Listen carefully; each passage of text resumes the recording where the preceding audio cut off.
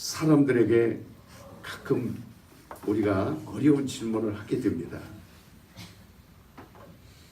쉬운 질문이든 어려운 질문이든 하게 되면 알면은 기분이 좋지만 또 그 답을 원할 때는 상당히 불안해하고 또 민망해하고 그렇죠. 혹시 여러분들 이런 질문 받아보신 적 있습니까? 하나님의 뜻이 도대체 뭡니까? 할 것 같으면서도 또 쉽게 답이 되어지지 않는 것이 바로 하나님의 뜻. 우리가 많이 들어봅니다. 하나님의 뜻, 하나님의 뜻 많이 듣습니다. 그러나 질문에 대해서 그 말을 하려고 하다 보면 쉽게 답이 되지 않습니다. 하나님의 뜻이 무엇인가를 빨리 대답할 수 있도록 항상 그 마음속에 준비하고 자기가 또 그렇게 체험하고 있어야 그것이 가능하지, 그렇지 아니하면 쉽지 않습니다. 또 그런가 하면 성경에 하나님의 그 뜻을 포함하고 있는 말들이 너무 광범위해요. 많고 또 하나님의 뜻을 알라는 그런 내용들이 너무 풍부하고, 이렇게 어느 부분을 가리켜서 딱 하나로서 말할 수 있을까라고 할 때 쉽지 않습니다. 이렇게 그래서 생각이 복잡해지고, 또 그러니까 사람들이 하나님의 뜻은 애매모호한 것인가 보다, 이렇게 쉽게 말할 수 없으니까 어려운 것이구나, 이렇게 생각할 수 있어서 오해할 수 있습니다. 그렇지 않습니다. 하나님의 뜻이 무엇이냐 할 때 하나님의 그 뜻이 무엇이라고 말할 수 있어야 되는가? 바로 사람들이 당신의 성이 뭐요? 내 성을 물어볼 때 1초 2초 머뭇거리는 사람 없습니다. 바로 나는 내 성은 손시여, 내 성은 박시여. 학교에 가서도 너 성이 뭐냐? 또 어른들이 물어볼 때도, 또 관공서나 무슨 사무적 일을 할 때도 우리가 전화 하나를 하더라도 성이 무엇이냐 이렇게 물어볼 때 어린 아이들도 쉽게 대답할 수 있는 것 같이 하나님의 뜻이 무엇이냐고 물어보는 것은요, 성이 무엇이냐 물어보는 것과 같은 겁니다. 이름은 각각 개인이 가지고 있어요. 그러나 성이라는 것은 그 가족이 하나를 씁니다. 조상으로부터 할아버지, 아버지, 또 나까지, 또 내 아들, 내 자손들까지 계속해서 이렇게 한 성을 가지고 내려오는 것을 볼 수 있어요. 하나님의 뜻을 아는 사람들은 인종이 다르고 백인이냐 흑인이냐 황인이냐 또 미국이냐 중국이냐 한국이냐 지역이 각각 다르고 하는 말이 다르고 방언이 다르지만, 그러나 이 하나님의 뜻은 모든 나라가 같이 쓰게 되어 있습니다. 모든 민족이, 모든 백성이 뜻은 하나로 쓰게 되어 있는 거예요. 그러니까 성을, 이름은 각각 틀리죠.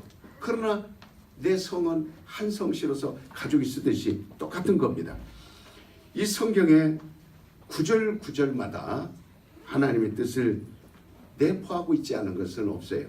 다 모든 것은 크거나 작거나 다 하나님의 뜻을 포함하고 있어요.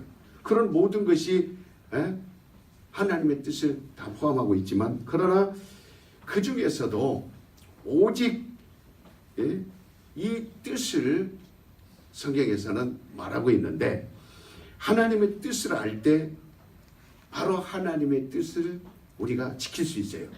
하나님의 뜻대로 살 수 있고, 또 하나님의 그 뜻을 알 때 그걸 가리킬 수 있습니다.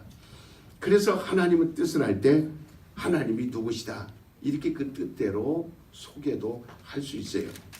그러나 하나님의 뜻대로 할 때 이렇게 하나님의 뜻을 또 오해하거나 또 잘 모르거나, 그렇기 때문에 하나님의 뜻대로 이 말하는 것을 부담스러워하고 또 부담을 느끼고, 하나님의 뜻하면 먼저 부담부터 느껴지고, 하나님의 뜻하면 뭔가 나를 압박하는 그런 계명이 아닌가.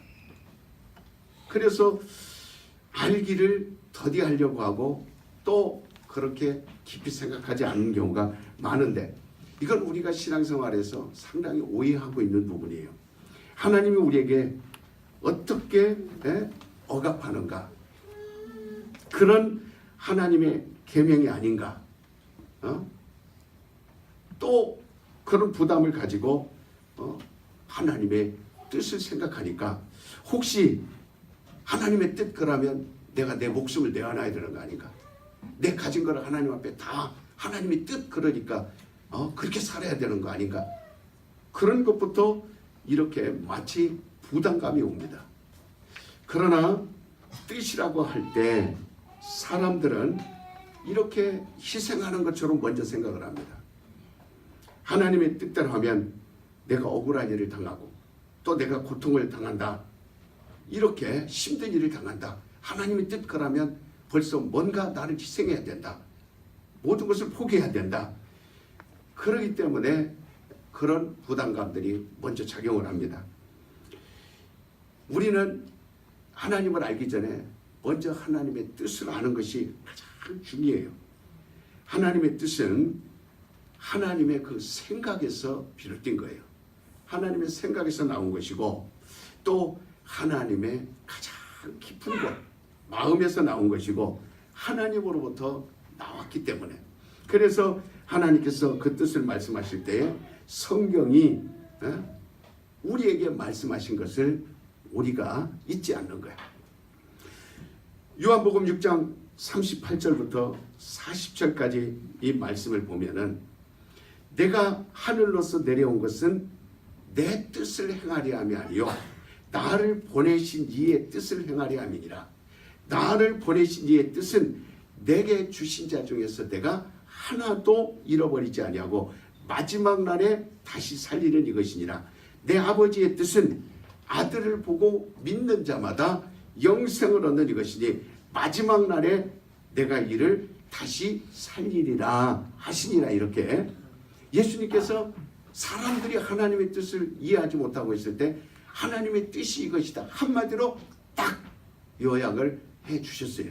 그래서 우리가 하나님의 뜻이 이것이다라고 딱 한마디로 말할 수가 있는 겁니다. 이와 같이 여기에서 아버지의 뜻이 주님이 말씀해 주셨는데, 아버지의 뜻은 우리에게 희생을 강요하는 게 아니다. 희생을 요구하는 것이 아니라, 따라서 봅시다. 아버지의 뜻은 자기를 희생하겠다. 그러니까 하나님이 희생되겠다는 거예요. 이게 하나님 뜻입니다. 우리에게 희생을 요구하는 것이 아니라 내가 땅에 내려가서 내가 죽어주고 피를 흘려주고 그리고 모든 인간에게 묶여져 있는 죄를 사해주고 영원히 지옥 갈 수밖에 없는 사람들을 구원해서 하늘나라로 끌어 올리겠다. 영원토록 내가 이 일을 행하리라. 이게 하나님의 뜻입니다. 그러니까 하나님의 뜻이 뭐라고요? 우리를 희생을 강요하는 것이 하나님의 뜻입니까? 아니면 하나님이 희생하시겠다는 게 하나님의 뜻입니까? 그렇죠. 이렇게 알고 나면은 하나님의 뜻을 알고 싶어요? 안 알고 싶어요? 하나님의 뜻을 알아라 그러면 부담되겠어요? 안 부담되겠어요? 여러분, 내가 너희를 위해서 죽겠다. 이게 하나님 뜻이에요. 하나님께서 뭐가 아쉽습니까? 내가 너희를 위해서 나의 전부를 하늘과 땅과 그리고 하늘의 영원 나의 생명까지도 내가 너희를 위하여 내어줄 수 있다. 이게 하나님의 뜻입니다. 내가 너희를 위해서 고난을 당하겠다. 채찍에 맞겠다.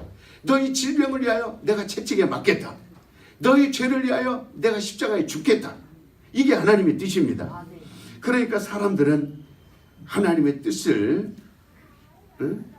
받아들여야지, 하나님의 뜻이 나를 지금 강요하고 있구나, 나의 목숨을 요구하고 있구나, 나를 희생시키려고 하나님의 뜻을 알도록 가르치고 있구나, 그런 부담을 가지고 있으면 우리는 하나님을 알 수 없습니다. 하나님의 뜻을 알 수 없어요. 그러면 저와 여러분은 꿈이 없어져요. 희망이 없어져요. 소망이 없어집니다. 그래서 참으로 하나님의 뜻대로 살 수 없기 때문에 멸망입니다. 어떻게 할 수 없습니다. 우리는 성경의 하나님의 뜻은 그 선지자들을 통해서 다 일찍이 말씀해 주셨고, 또 그 아들을 통해서 말씀해 주셨고, 성경을 통해서도 직접 말씀하시기를 하나님의 뜻은 하나님의 독생자를 내주어 세상 사람들 하여금 그를 먹게 하리라. 내 품속에 있는 하나밖에 없는 아들 독생자를 내줘서 그의 피를 마시게 하리라. 너희 조상들도 먹어보지 못한 그 하나님의 아들의 살을 먹게, 또 그 피를 마시게 하여 하나님의 뜻을 너희 속에 이루어 가리라. 이렇게 우리에게 하나님의 뜻을 그 아들이 오셔서 분명하게 말씀해. 조상들도 먹기를 사모했으나 먹어보지 못한 것, 조상들이 그렇게 마시기를 사모했으나 마셔보지 못한 것, 내 살은 참된 양식이요 내 피는 참된 음료로다. 너희가 이것을 먹고 마시면 영생을 얻으리라. 내 말은 영이요 생명이니라. 이렇게 우리에게 확실하게 말씀해 주신 겁니다. 그러니까 이 말씀이 얼마나 큰 위로가 되고 얼마나 큰 말씀입니까? 그런데 하나님의 뜻을 할 때 사람들은 무엇이 뜻인가 복잡하게 생각을 한다. 또 신학자들이 그렇게 가르쳐요. 그러니까 신앙생활을 해도 복잡한 것이 신앙생활이구나, 어려운 것이 신앙생활이구나, 머리 아프니까 나는 아예 포기해야 되겠다. 그래서 그냥 신앙생활 하나님의 뜻을 아는 것인데, 그 뜻을 알려고 하기보다는 오히려 그냥 아유 귀찮아, 힘들어, 알 필요 없어, 이렇게 거부하니까 사람들과 하나님 사이가 하나가 될 수 없는 거예요. 우리가 복을 받지 못하는 이유는 거기에 있어요. 요한복음 3장 16절에도 하나님이 세상을 이처럼 사랑하사 독생자를 주셨으니 누구든지 저를 믿는 자마다 어떻게 한다고요? 멸망치 않으리라. 하나님께서는 세상을 사랑하고 싶으신 거예요. 우리를 희생을 요구하고 싶으신 것이 아니라 우리를 노예처럼 억압하고 부려먹고 우리가 있는 걸 빼앗고 우리의 것을 탈취하고 갈취하는 그런 것들을 하나님이 원하시는 것이 아니라 자꾸 이 세상을 사랑하고 싶은 겁니다. 희생하시고 싶은 거예요. 우리 교인들 보고 너 이렇게 일하라, 이렇게 하나님이 강요하는 것이 아니라 오늘 우리 튼튼한 교회 성도님들 보고 이렇게 말씀하는 거예요. 하나님께서 너희를 사랑하여 목숨을 내주고 또 그의 모든 가진 것들 다 희생하면서까지 너희를 위하여 주러 오늘 또 오셨느니라. 이렇게 지금 하나님은 말씀하고 있는 겁니다. 그러니까 하나님의 희생을 약속하고 하나님의 희생에 대해서 결심하고 그 희생에 대하여 선포하고 있는 거예요. 그리고 그 희생에 대해서 약속한 것을 이루어 주신 거예요. 이 땅에 오셔서. 그러니까 그 약속 이후에 실천하기까지 하나라도 거역하신 적이 있는가? 희생을 지금까지도 우리 하나님은 지속하고 있습니다. 그분이 희생하겠다, 너희를 위하여. 그래서 예수님도 지금까지도 보좌에서 우리를 위하여 탄식하며 우리를 위하여 기도해 줍니다.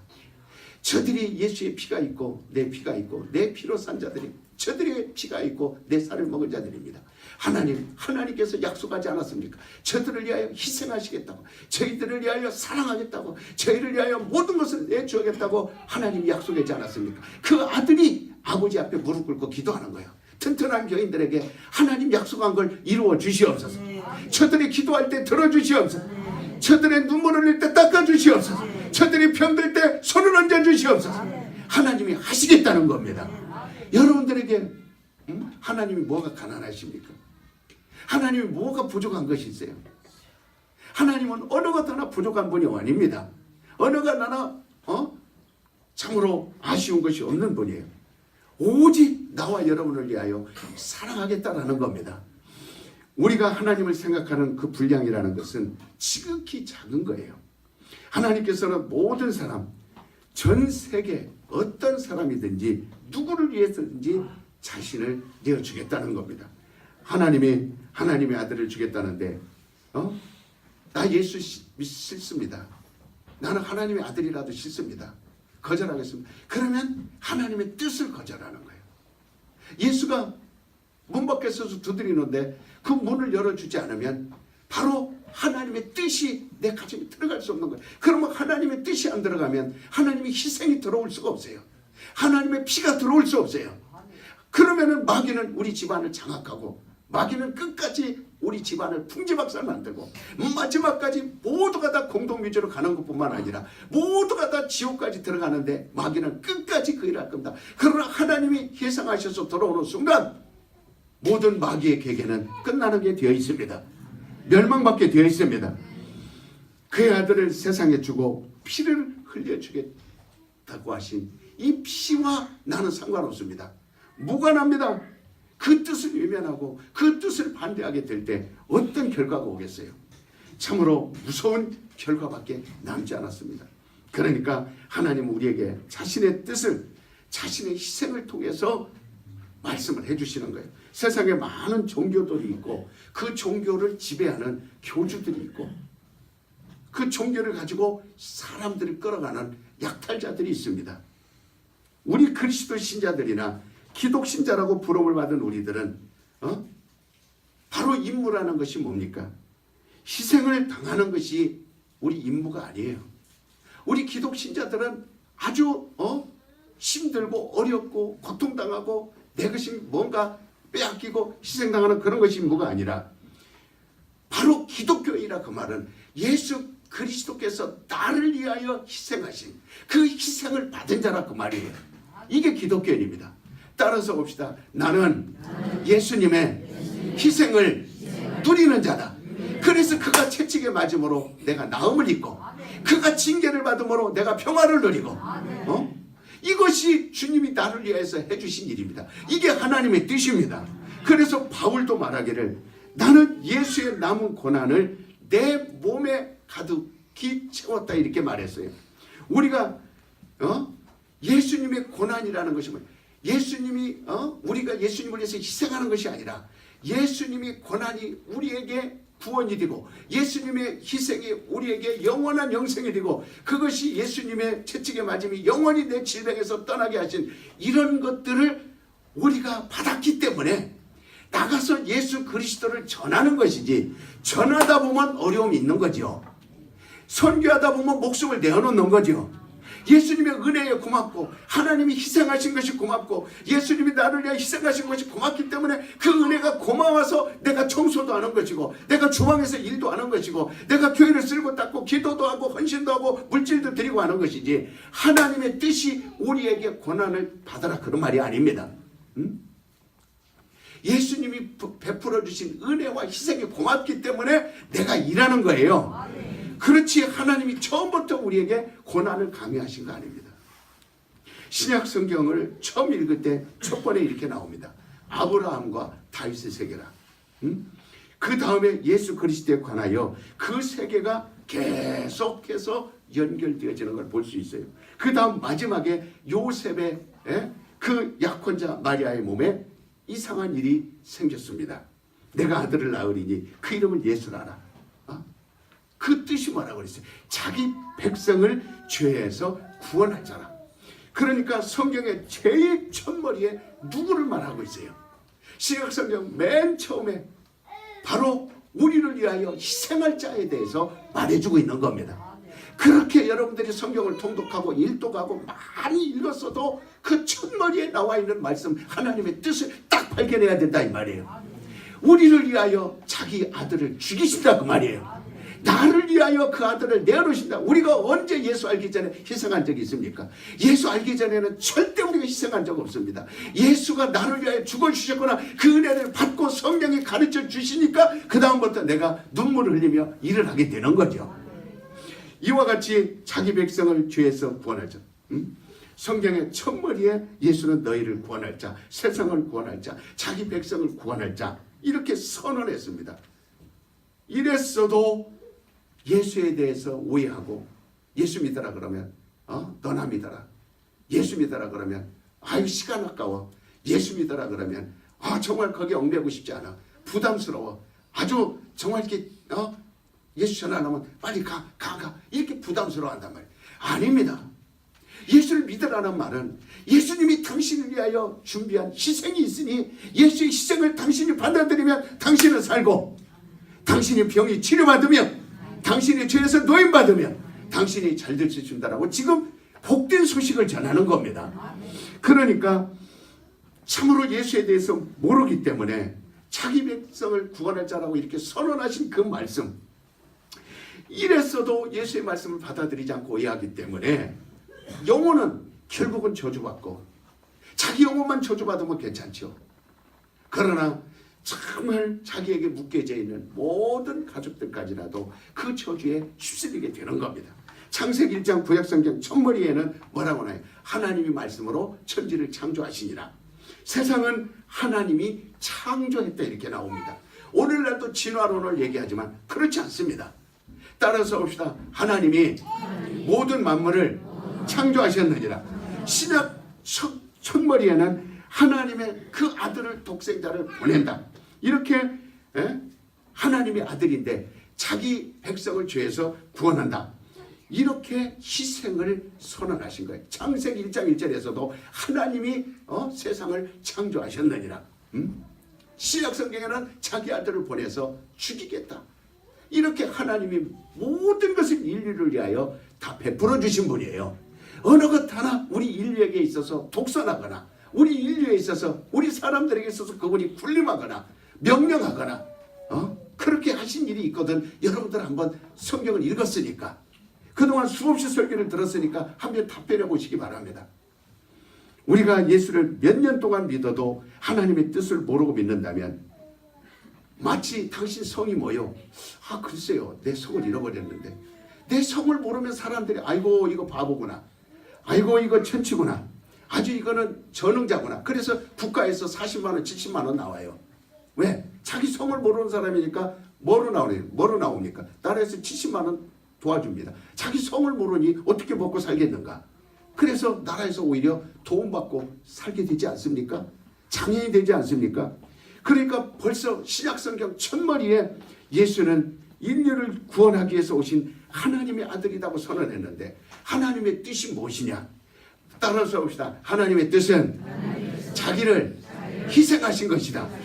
그러니까 누가 묻기를, 여러분들에게 질문한다면 예수가 누구요? 그러면 하나님의 아들이시오. 그가 무엇을 했어? 자기 백성을 저희 죄에서 구원했습니다. 어떻게? 그는 십자가에서 피 흘려 자기 백성을 구원한 자입니다. 이것이 하나님의 뜻입니다. 이렇게 말해주라 이 말이에요. 그 예수가 누구요? 답변해야 되지 않습니까? 따라서 내가 물어보면 여러분 답변하시기 바랍니다. 예수가 누구요? 그가 무엇을 했어? 목숨을 바쳤습니다. 성경 있는 대로 해봐. 성경 첫머리에 나와 있는 대로 자기 백성을 죄에서 구원할 자이십니다. 그러니까 정확하게 얘기를 해야 되죠. 그럼 어떻게? 그렇죠.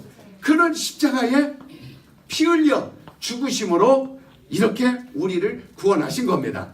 모든 것이 다 하나님이 우리에게 주신 거예요. 희생하신 거예요. 다 내어놓으신 것을 말합니다. 그러니까 하나님의 뜻은 자기가 어디 가서 내가 누구다 의시되면서 군림하는 사람들에게 막 강요하고 헌금 내라, 물질 내라, 집팔아라, 막 시간 바쳐라, 그렇게 강요하신 적이 있으면 얘기해 보시기 바랍니다. 하나님은 그러니까 우리가 기독교가 어떻게 이상하게 전달돼서, 기독교가 사람들에게 이상하게 전달돼서 구원이 막혀있고, 어떻게 전달이 잘못돼서 사람들이 교회 오는 것이 꺼려끼려지고 그렇습니다. 그리고 사람들의 모든 정신을 빼앗아가고, 그러니까 사람들이 그럽니다. 적당히 믿어. 적당히 해야 돼. 너 그렇게 믿으면 안 돼. 마치 정신을 빼앗기는 것처럼, 교회 가면 마치 미친 사람 만드는 처럼 사람들이 적당히 해, 적당히 해. 안 돼, 그렇게 하면 안 돼. 이렇게 얘기하는데 얼마나 우리가 성경을 잘 모르고 있습니까? 얼마나 성경을 오해하고 있습니까? 우리 정신을 빼앗기시는 것이 아니라 마귀의 정신을 살아가고 있고 귀신에 장악돼서 살아가고 있는 그 정신 속에 하나님의 정신을 넣어주려고 오신 분입니다. 하나님의 생명을 넣어주러 오신 분이에요. 여러분 빼앗긴다고 생각 절대 하지 마시기 바랍니다. 인류를 구원하시려고 그 하나님의 정신, 나는 예수 정신으로 살리라. 세 번만 시작. 나는 예수 정신으로 살리라. 나는 예수 정신으로 나는 예수 정신으로 사는 세상은 박습니다. 예수 정신으로 사는 데는 다른 사람에게 전부 다 우리 믿는 사람들이 나가서 남의 걸 도둑질하는 거 봤습니까? 오히려 고아원을 세우고 학교를 세우고 병원을 세우고 그 다음에 많은 사람들에게 나가서 많은 것을 희생하며 연탄을 날라주고 쌀을 날라주고 희생하며 오히려 그런 것들을 나눠주죠. 그러니까 하나님의 사랑을 공급해서 이렇게 사람들 속에 심어주는 거예요. 하나님의 뜻은 모든 구석구석 다 찾아다닙니다. 저 신장 우르무치 정말 그 아주 그 사막에 사람들이 사는 곳까지 찾아가서 아주 참으로 못 먹고 못 입고 허덕이고 굶주리고 그리고 세상에서 고치지 못하는 저 광동성이나 그런 데 가면 문둥병자들이 있습니다. 문둥병자들은 처음에 그런 데 보낼 때는 집도 안 줬어요. 문둥병자들이 어떻게 삽니까? 땅을 파고 삽니다. 그러니까 옷을 줍니까? 먹을 것을 줍니까? 아예 집에서 격리시켜서 민난성이나 귀주성이나 그 다음에 광동성이나 저 우르무치나 그 산속에 아주 산속 깊은 곳에 가서 차로 딱 떨어뜨리고 그 다음에 나와버립니다. 그러면 그들 사는 곳에 한번 가보십시오. 어떻게 사는지 아주 짐승보다도 더 못하게 삽니다. 손가락은 다 썩어서 떨어져서 없어지고 코도 없어지고 눈도 없어지고 다리도 없어지고 짐승처럼 겨다니면서 풀뿌리 캐먹고 나무 뿌리 캐먹고 그리고 땅을 파서 토굴 속에서 사람들이 기어나옵니다. 짐승보다도 더 못한 것이 문둥병들이 사는 곳이에요. 그러나 하나님은 그들 속에도 들어가서 문둥병을 치료해 주시고 희생하시겠다고 그러니까 지구 어느 곳곳마다 지금 죽겠다고 아우성 치는 데마다 전부 다 들어가 있는 곳이 하나님이 들어가 계십니다. 그래서 믿는 사람들이 들어가서 천막도 주고 물도 주고 그 다음에 불 없는 애 불도 주고 그 다음에 사건 사고가 나서 댐이 무너져서 300명 500명이 죽었을 때 맨 먼저 달려가는 사람들이 교인들이 달려갑니다. 아주 조상나서 슬픈 집 당한 집에 제일 먼저 찾아가는 사람들이 교인들이 찾아갑니다. 아주 그러니까 이 지구 곳곳까지도 찾아와서 희생하시겠다고 하는 분이 우리 하나님이에요. 그러니까 이렇게 아들을 독생자를 보내준 것이 바로 그런 하나님의 뜻이에요. 우리는 조그맣게 생각할 때 하나님의 뜻은 나로 하여금 장사도 못하게 한다. 주일날도 결혼식도 못하게 하더라. 야 주일날도 나가서 사람들 만나서 결혼식도 해야 되고 돌잔치도 해야 되고 또 이렇게 장가도 시집도 가고 그렇게 해야 되는데 하나님은 그것도 못하게 하더라. 우리 생각에 그렇게 얼마든지 오해할 수 있습니다. 어떤 사람은 목사님 내가 지금 장사하려고 하는데 목사님 하나님의 뜻이 장사를 해야 되는지 안 해야 되는지 기도해 봐달라고 이렇게 하나님의 뜻을 그렇게 좁은 생각으로 가르쳐 달라고 하는 사람들도 있습니다. 그러나 여러분 정말 하나님의 뜻은 여러분 그렇게 우리가 생각하는 그런 하나님의 뜻을 하기 때문에 코에 걸면 코걸이 귀에 걸면 귀걸이 그런 거 아닙니다.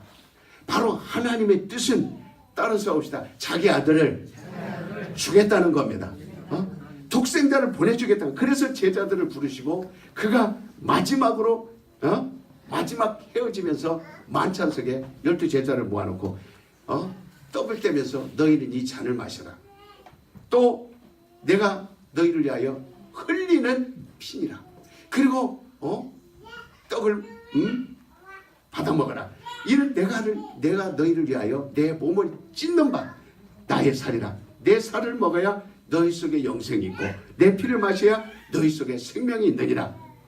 그리고 내가 가면 성령을 너희에게 보내줄 테니 성령이 너희 속에 오시리라. 그 누구든지 그리스도의 영이 없으면 그리스도의 사람이 아니니라.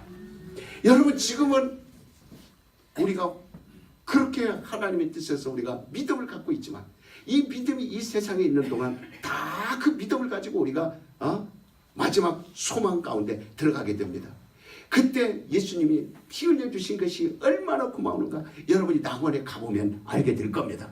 정말 주님이 오실 때 주님을 뵙는 순간 하나님이 얼마나 나를 위하여 사랑을 베풀으셨는가 알게 될 겁니다. 그러나 그때 가서 아는 사람은 이미 늦으리. 그러지 말고 오늘 여러분이 하나님이 희생하신 그 희생을 내가 받아들이겠습니다. 그가 피 흘리신 그 피를 벌컥벌컥 마시겠습니다.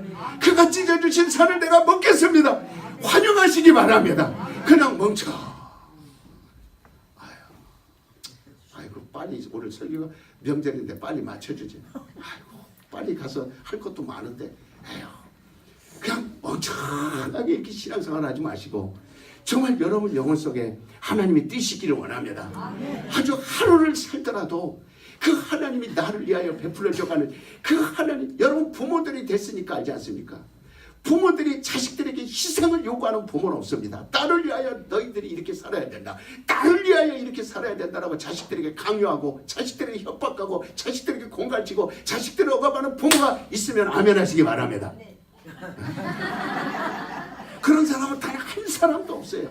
하물며 천부께서 하나님께서 자기 부모도 자식이 떡을 달라 하면 돌을 줄 부모가 어디 있으며 부모 고기를 달라 하는데 뱀을 집어주며 전갈을 잡아줄 부모가 어디 있겠는가. 그러나 천부 하나님께서 너희를 위하여 얼마나 희생하겠는가. 부모의 희생을 우리는 거룩하다고 말합니다.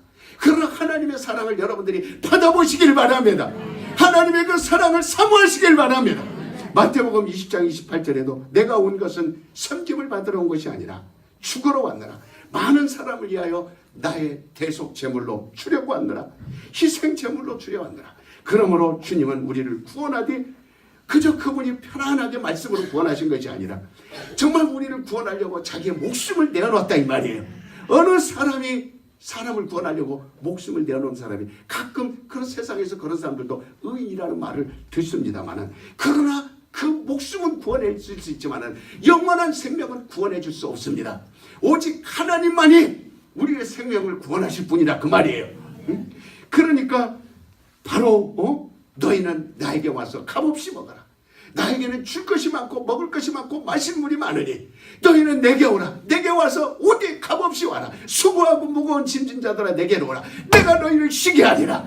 내가 너희를 위하여 희생하리라. 너희는 잠을 편히 자라. 그러나 나는 새벽에 나와 기도하겠다. 나이는 새벽 이슬을 맞으면 너희를 위하여 기도할 테니 너희는 열심히 장사도 하고 사업도 하고 자녀들을 양육하고 열심히 세상에서도 집 짓고 살아라. 그러나 나는 짐없이 살겠다. 너희를 위하여 희생하겠다. 모든 걸 너희를 위하여 주겠다.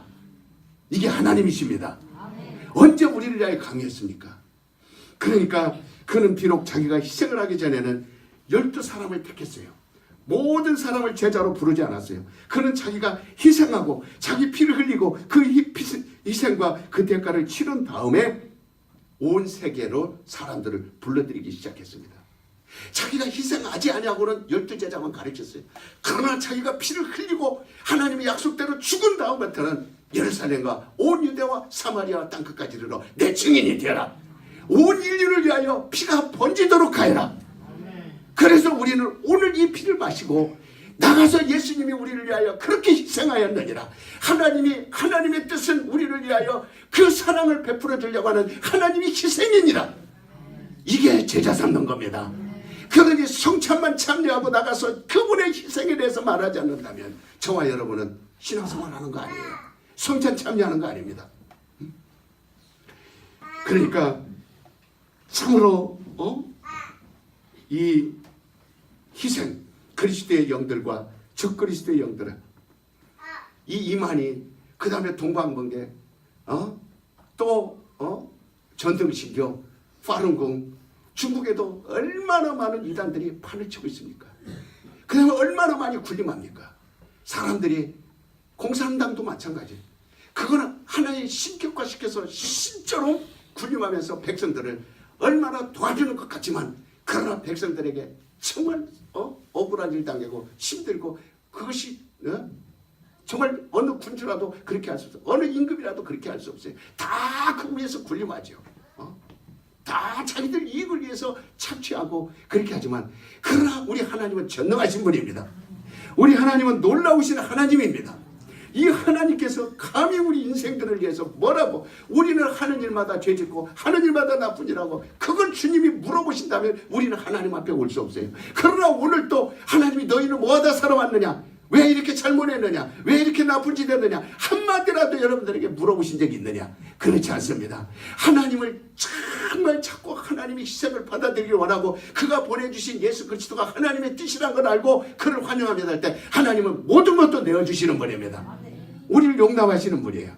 그가 자기 피로 우리를 이렇게. 그래서 오늘 주제가 뭐냐면 씹는 대로 거둔다. 바로 내 피를 받아 마셔라, 내 살을 받아 마셔라. 그래서 그 피를 마신 자, 그 살을 먹은 자, 그리고 성령을 오셔서, 성령은 그 피가 있는 사람만 거두시는 거예요. 그 살이 있는 사람만 성령을 거두시는 겁니다. 오늘 또 성령이 함께하는 우리 성도들 되시길 예수 이름으로 축원합니다. 성령은 아무나에게 들어가는 거 아닙니다. 심은 대로 거둔다고 그랬기 때문에 예수님이 피를 심겨진 사람만 거두게 되어 있습니다. 그래서 100배의 결실을 맺는 사람은 예수의 피가 있어야 거둘 수 있는 겁니다. 그러니까 바로 하나님의 아들을 심어놓고 그 다음에 그를 취하는 것이지, 그 아들을 심지도 않은 데서 하나님이 원하지 않습니다. 그러니까 심으려고 해도 밭이 거부하면 씨를 심을 수가 없어요. 그래서 바울은 우리 성도들을 갖다가, 교회를 갖다가 너희는 하나님의 밭이라 그랬어요. 왜? 하나님의 밭이 뭐예요? 예수를 심으려고 그러는 거예요. 예수를 심은 사람은 예수를 생산하게 되어 있습니다. 예수가 내 안에 있으면 예수가 나와 있게 되어 있습니다. 그래서 하나님은 반드시 심은 대로 거두리라.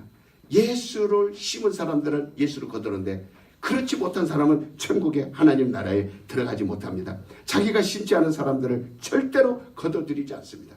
내 영혼 속에도, 내 가슴 속에도, 내 심령 속에도, 내 가정에도, 내 교회에도 막 예수님을 심으시길 바랍니다. 아주 그분을 아침부터 저녁까지 부지런한 농부처럼 봄이 오면은 반드시 밭에 씨를 뿌려야 가을에 거둘 수 있는 것처럼, 우리는 지금은 너희는 은혜 받을 만한 때요, 지금은 구원 얻을 만한 때다, 지금은 예수를 부지런히 심어서 그분이 오셔서 거둘 때가 얼마 남지 않았다 이 말이에요. 추수에 이한낫을 댈 때가 얼마 남지 않았습니다. 이 땅에 수많은 사람들은 환난을 겪으며 죽어가며 모든 것이 멸망해서 아우성치겠지만, 우리 속에 예수가 있어야 하나님이 거두십니다. 예수가 있어야 나를 하나님이 부르십니다. 내 안에 예수를 심자. 세 번만 시작. 내 안에 예수를 심자. 내 안에 예수를 심자. 내 안에 예수의 피를 심으시길 바랍니다. 예수의 살을 심으시길 바랍니다. 예수께서 피 없는 사람들은 내 사람이라고 말하지 않습니다. 오늘도 예수님 말씀합니다. 너는 나의 사람이다. 너는 나의 것이다.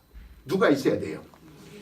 그러니까 자기가 심어놓고 내 사람이라고, 내 것이라고 했지, 심지 않은 것을 내 사람이다, 내 것이라고 말한 적 없습니다. 만약에 마귀가 씨를 뿌려서 마귀가 심었다고 한다면 그것은 마귀의 것이 될 거예요.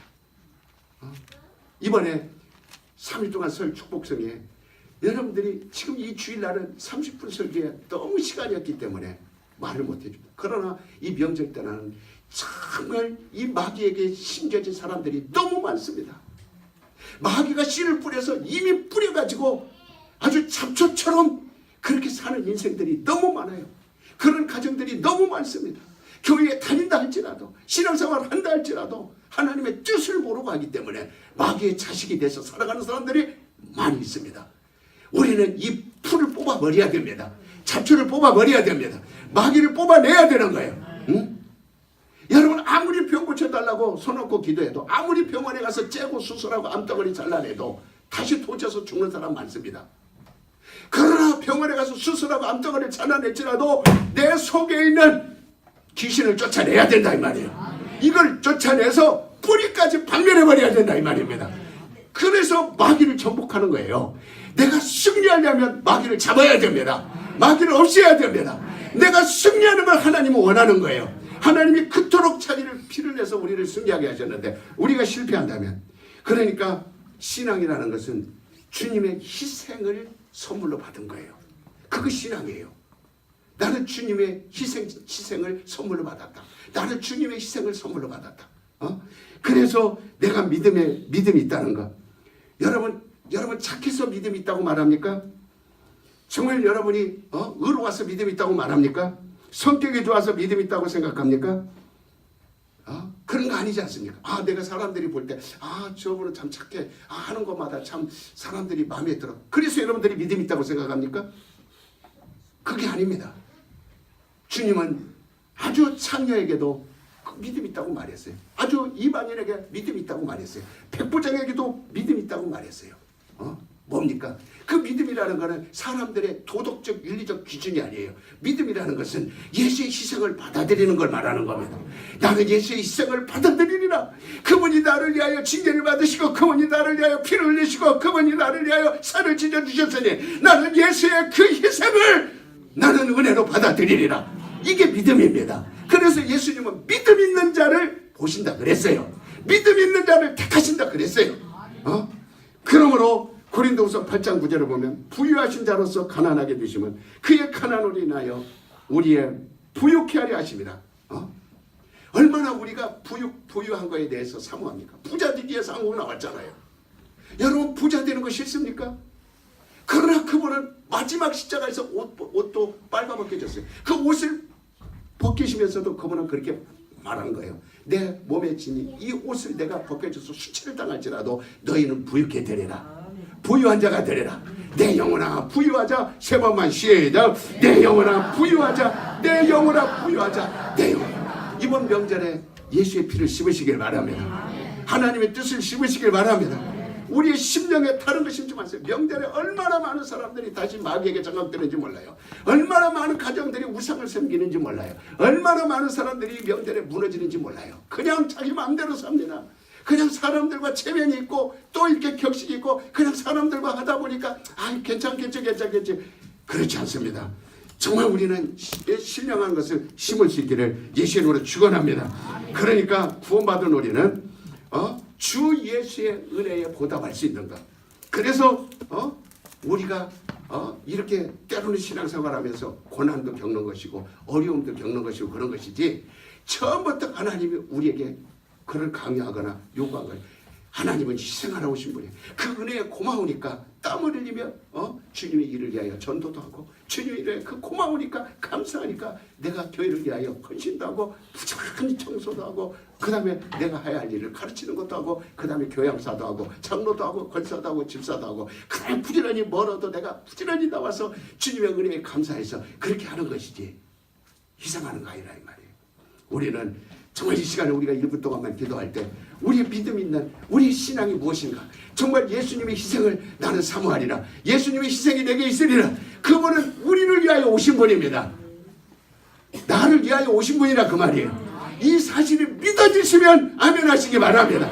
정말 이 믿어지시면 확실하게 아멘 하시기 바랍니다. 여러분은 오늘 예수님의 피와 살을 먹고도 그리고 예수님이 나를 위해 희생당하신 것을 여러분들이 부담스럽게 느낀다면 여러분의 영혼은 가망 없습니다. 정말 여러분의 영혼은 하나님이 거두지 않습니다. 그 다음부터는 여러분 스스로 메마른 땅에 사막과 같은 곳에서 전갈이 있는 곳에서 불뱀이 있는 곳에서 그저 힘으로 의지로 여러분 도덕으로 윤리로 여러분 가진 알량한 몇 푼 가지고 살아가는 것밖에 없어요.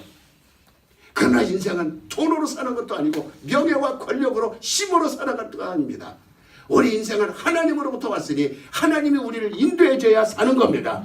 그래서 우리를 위하여 희생해 주시겠다고 하나님이 그런 겁니다. 그게 하나님의 형상이에요. 천사를 위하여 희생하시겠다는 거 아니에요. 모든 만물을 위하여 희생하시겠다고 한 거 아니에요. 오직 하나님의 형상으로 만든 우리 사람들, 우리 인간들을 향하여 하나님이 희생하시겠다고 한 것을 여러분들이 믿으시고 그 다음에 여러분들이 부르짖어서 그 하나님의 사랑을 누리시길 예수의 이름으로 축원합니다. 축원합니다. 그러니까 하나님의 뜻을 여러분들이 아셔야 돼요. 하나님의 뜻은 우리를 위하여 예수 그리스도를 희생시킨 거예요. 다른 수 없이다. 하나님의 뜻은 우리를 위하여 예수 그리스도 죽음을 당하시도록 하신 것이다. 희생하신 거예요. 우리 1분 동안만 그 은혜를 잊지 않으리. 다시 시작. 주여 주여 주여. 우리 하나님 아버지 이 시간에 주님의 피를 마시겠습니다. 주의 살을 마시겠습니다. 우리 주의 살을 먹고 마시고 주의 피를 마시고 이 성찬의 참여를